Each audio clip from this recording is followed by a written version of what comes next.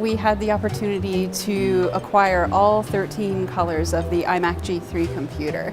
And that's really what led to the genesis of the Looking Through Things exhibition. Then we started looking into our collections a little deeper and realized that we had all these really amazing transparent objects, and these things are rarely displayed in one place. It's a very dynamic group and it has a lot of different stories it can tell, so we thought, what would happen if we got these things together in one place in an exhibit and put them in conversation with one another. One of the themes that you'll see in Looking Through Things is this idea of exposed technology. You'll see telephones that have their interior mechanisms and circuit boards exposed.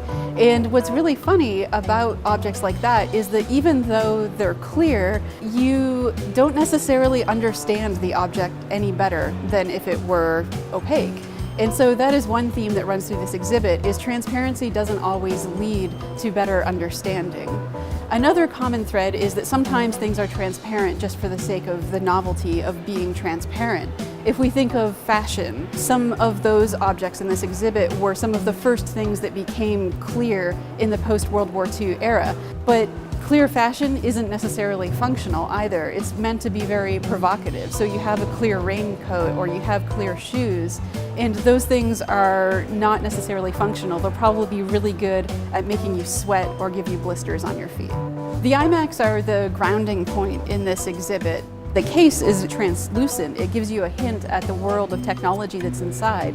But the I in the iMac stands for internet. And the internet provided us with a different kind of transparency, where suddenly we had access to information and new worlds of people that we could interact with all through the World Wide Web.